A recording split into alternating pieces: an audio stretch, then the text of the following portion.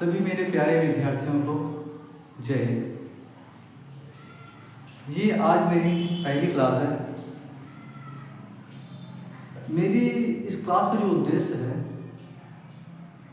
वो सिर्फ छोटे बच्चों को, यानी 9, 10, 11, 12 या उनसे जूनियर बच्चे हैं, उनके लिए मैं क्लास यहाँ पर आज ले रहा हूँ।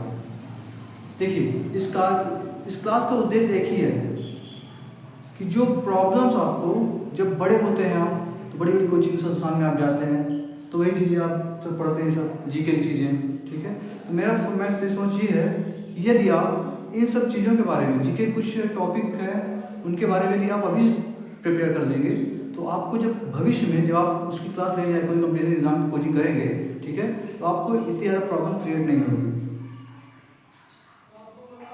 आसानी से आप काम उसको हैंडल कर सकते। क्यों? क्योंकि सब चीज़ आगे लगेगा आपको कि मैंने इसको एक बार कहीं पढ़ा था, ठीक है, तो आपको इससे ज़्यादा प्रॉब्लम नहीं आएगी।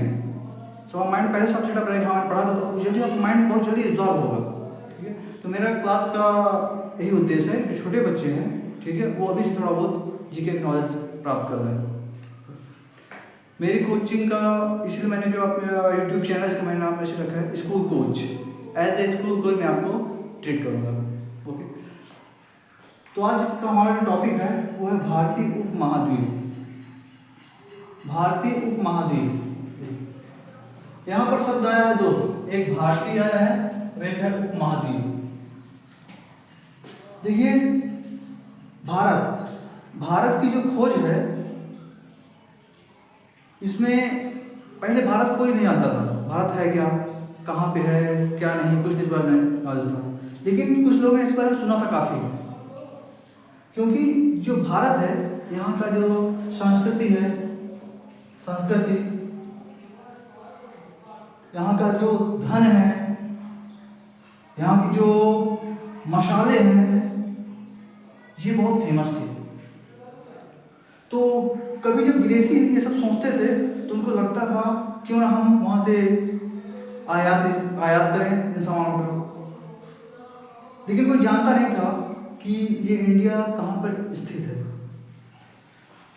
तो सभी के ही मंशा थे कि हम इंडिया खोजा जाए, ठीक है। तो उसमें जो कुछ लोग आगे बढ़े, जिसमें थे आपके सबसे पहले आए थे बार्टोलोमियो डियाज, जो पुर्तगाल के रहने वाले थे।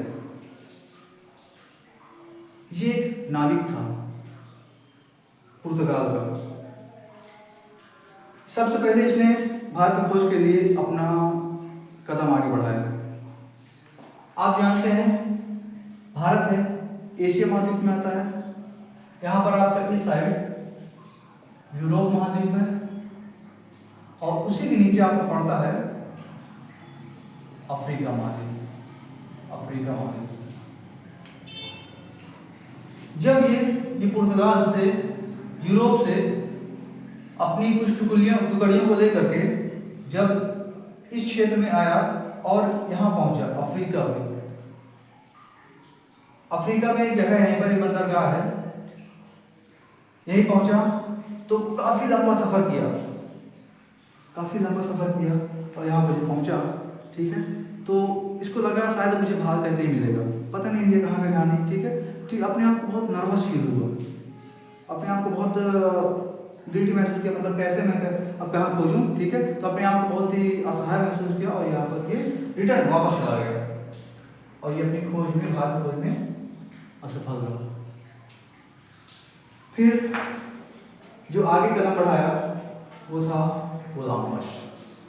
कोलंबस, जो इटली का निवासी था। तो यह भी एक पेशे से एक नाविक था। सन 1442 ईस्वी में इसने भारत की खोज के लिए यह आगे बढ़ा। यूरोप से जब वो आगे बढ़ा तो इस क्षेत्र में ये ना जा करके इस क्षेत्र में चल दिया और ये पहुंच गया अमेरिका महाद्वीप की तरफ। जब ये अमेरिका महाद्वीप की तरफ पहुंचा तो कह दिया कि यही भारत है। इसका नाम दिया वेस्ट इंडीज, बोल दिया इसको, भारत नाम दे दिया इसको। और लगभग 15 से 20 साल तक लोग यही सोचते थे कि ये यही क्या है, ये भारत है। मन में हमेशा ही बैठा रहते भारत है। अब क्या था, जब लोगों को ऐसा लगा कि हमने पढ़ा था कि भारत में बहुत सारा धन है, यहाँ की संस्कृति भिन्न भिन्न है, यहाँ बहुत सारे मसाले हैं, यहाँ ऐसे कैसा माहौल कहीं दिखा ही नहीं। वहाँ के लोग थे तो वहाँ पे आयात निर्यात करने लगे। तब कुछ लोगों ने कहा नहीं नहीं भारत नहीं हो सकता। उसके बाद फिर एक अगला व्यक्ति आया, वास्को डी गामा।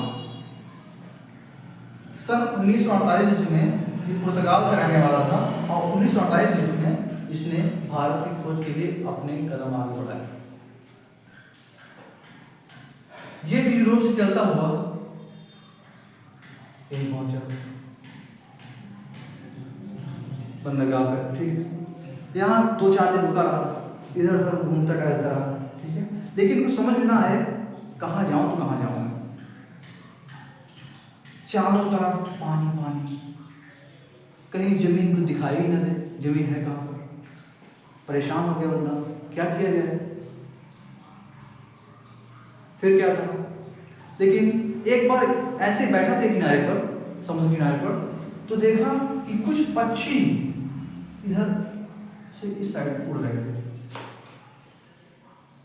तो इसने गेस किया अगर ये पक्षी इधर जा रहे हैं तो पक्का कहीं न कहीं यहाँ पर जमीन है। क्या हो, देखो कारण क्या होता है, कुछ पक्षी ऐसे होते हैं, कुछ पक्षी पशु पक्षी जितने सारे हैं, ठीक है, ये वातावरण के अनुसार अपने स्थान को परिवर्तित करते रहते हैं, एक स्थान से दूसरे स्थान पर पलायन करते रहते हैं। क्योंकि जब उनके अनुसार, मतलब उनके शरीर के अनुसार, जब जिस क्षेत्र का वातावरण नहीं होता, जिनको जहाँ पर उनके शरीर के अनुसार वातावरण होता है, ये उस क्षेत्र में प्रवेश करते हैं, अपना आगमन करते हैं। उसी प्रकार शायद ऐसे कुछ हो रहा था, शायद पक्षी उक्षी जब जा रहे थे तभी ऐसा लगा। तो लेकिन इसने हार ना माने, इसने कहा अब तो ढूंढेंगे, चाहे जो अब इतनी दूर निकले सफर पर, तो इसको जब तक ढूंढेंगे तब तक छोड़ेंगे, ठीक है, जब तक तोड़ेंगे नहीं तब तक छोड़ेंगे नहीं। इसी उद्देश्य के साथ ही चल दिया, आगे बढ़ रही है। अब क्या था, जब अपने नावी बेड़े के साथ ही चल दिया और ये पहुंचा कहाँ पास, केरल के अभी भी बंदरगाह है, कालीकट बंदरगाह, कालीकट बंदरगाह।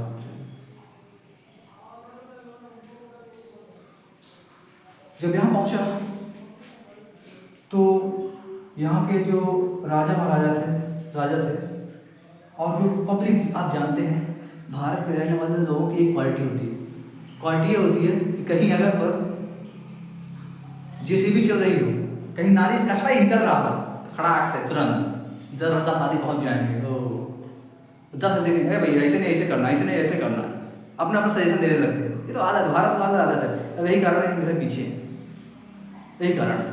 वैसे ही था जब ये अपना जहाज लेकर के बाकायदे एकदम वेल मेंटेन था, ठीक है, और गोर से गोरा था, ठीक है, और यहाँ पे लोग जानते हैं आप मिक्सचर है, काले सफेद सब मिलते हैं यहाँ पर। जब यहाँ पहुँचा ये, यहाँ पर जो पब्लिक आ गई ढेर सारी, ठीक है, देखो पब्लिक थोड़ा सा इसके हाव भाव से, इसके वेशभूषा से, और एक कारण जिसकी नाव थी, उस नाव में इंजन की नाव थी। कौन सी? इंजन की नाव, ये इंजन चलती थी, जबकि भारतीय वालों के पास अभी तक कोई इंजन की नाव थी ही नहीं, सब लकड़ी की नाव बनाते थे। तो कुछ लोग उसको देख करके इसकी तरफ आकर्षित हुए, और खासकर राजा, जो वहाँ पे केरल का राजा था, वो ज़्यादा आकर्षित हुआ। अब क्या, केरल राजा आया इसके पास, ठीक है, पूछा कहाँ से आया, वेयर कमिंग, दुनिया भर का प्रश्न पूछा। उसके बाद फिर ये कहा मैं थोड़ा सैर करा, और उसके बाद नाव मस्त सैर भी किया, अपनी बीवी बच्चों के साथ इंजॉय किया, मस्ती किया, ठीक है। शाम को डिनर पर बुलाया, फिर रात हो गई, घूमने टहलने को सारे निकल गया, फिर रात को डिनर पर बुलाया। जब डिनर पर बुलाया तो ढेर सारा, कई सारे व्यंजन, कई प्रकार के व्यंजन दिखे जिसको, ठीक है, सबका स्वाद लिया। अब देखिए ढेर सारा, देखो एक क्वालिटी होती है, आप चाहे घर में हो चाहे जिसके घर में हो, यदि कोई आराम से 4 व्हीलर से आ जाए, कार से आ जाए, ठीक है ना, अब एक साइकिल से आ जाए, किसकी ज़्यादा इज्जत होगी? कार वाले। पावर, पैसे पावर, जिसके पास ज़्यादा पैसा उसकी ज़्यादा उतनी इज्जत। यहाँ पैसे के अनुसार इज्जत की जाती है, जितना पैसा उतनी समाज आपकी इज्जत करेगा। वही कारण यहाँ था, ठीक है। हम लग रहा था कि एकदम से ऑफिशियल लग रहा था, किसी ने क्या चौचक एकदम इज्जत की इसके बाद ये वो पंचमेवा लगाया गया, मिष्ठान खाने पीने तगड़ी व्यवस्था की गई इसके डिनर के लिए। और इसने पूरा खाना वाना खाया, चौचक पेट भर खाया, बहुत स्वाद मिला इसको। क्या मिला है इसमें? पहला ये भाषा नहीं आते थे, लेकिन थोड़ा बहुत समझते थे, क्योंकि यहाँ केरल में लैंग्वेज होती है मलयालम भाषा, ठीक है। और ये अंग्रेज पुर्तगाली भाषा जानते थे, ठीक है, पुर्तगाली जानते थे तो क्या हुआ, लेकिन फिर भी समझते थे, ठीक है। तो टेस्ट जो है बहुत मजा आया। टेस्ट क्या डाला? क्या मसाले, देहात के मसाला, सब पूरी दुनिया भर के मसाला जानते हैं, मसाले फेमस है भारत में। और मसाला ही ऐसी चीज़ है जो स्वाद बदल देती है हर चीज़ का, जितना ज़्यादा मसाला होगा उतना ज़्यादा स्वाद। तो जब दिया तो स्वाद मजा है, ठीक है। और ये तो पहले से उद्देश्य इसका था, क्या मसाला जानता था भारत फेमस है मसाले के लिए, ठीक है। आया यहाँ पर, ठीक। उसके बाद अब क्या था, अगली सुबह हुई, ठीक है। तो कहा तैयारी बना ली जाने की, कुछ दिन घूमा, लेकिन फिर तैयारी बना ली जाने का। तैयारी बना लिया तो 5-6 बोरी इस मसाले का जो बंडल है इसके नाम लगा दिया, ठीक है। लेकिन कहा नहीं इतना नहीं ले जाओ, और ले जाऊँगा, ठीक है। तो कुछ अपने पैसे से इसने खरीदा, अपने पैसे खरीदा। और एक ये लकड़ी वाली जुगाड़ से बहुत दिमागदार होते हैं सब, तभी तो पूरे भारत में दबदबा बना दिए थे, ठीक है। अब क्या था, इसने एक लकड़ी नाम से खरीद दिया और उस नाम में पूरा फुल एकदम से पूरा फुल भर लिया, मसाले भर लिया। अब भर करके बस सही नाम पीछे क्या करते इसने बांध दिया। अब बांध करके ले गया अपने काम में। जब ले गया तो उसको मुनाफा बेचा उस सामान को। अब पता है कितना मुनाफा हुआ? जितने का लगाया था उससे 64 गुना मुनाफा मिला, 64 गुना मुनाफा कमाया। केस करिए 64 गुना बहुत होता, यानी समझ लो आप, केस करो 1 लाख का अगर खरीदा है तो 64 लाख रुपया कमाया इसने। थोड़ी बहुत रकम नहीं होती, बहुत 64 गुना मुनाफा बहुत बड़ी बात होती है। लेकिन खुश हो गया, ठीक है। इसके यार दोस्त थे, वही पूछने लगे अरे भैया कहाँ कैसे इतना रईस हुई गए, बताया ऐसा सिस्टम, ठीक है ना। और उसके बाद साहब फिर आप क्या साहब यहीं पर आने लगे। उसके बाद फिर दुनिया भर कंपनियाँ आई। देखो अगर ये वास्को डी गामा भारत ना आया होता तो शायद हमारा जो भारत है जो भी गुलाम हुआ था, शायद ये गुलाम ना हुआ था, पूरी सभी धीरे था। अगर ये ना आता हमारा देश गुलाम ना होता और हम इस टाइम पूरे विश्व में नंबर 1 पर होते इकोनॉमिक अर्थ समझ। क्योंकि यहाँ पर जो पैसा बहुत था, यहाँ पर कौन आक्रमण नहीं किया भारत में, सब आक्रमण की जितना धन ले गए, अंग्रेज है, पुर्तगाली है, फ्रांसीसी है, डच है।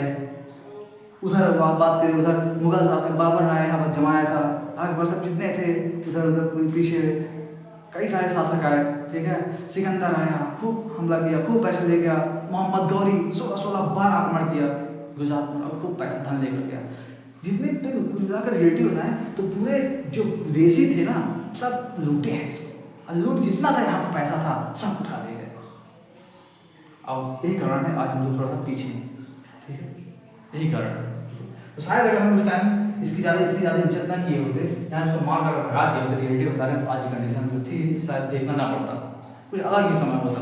इस टाइम हम लोग बहुत विश्व पावरफुल होते। तो इस प्रकार से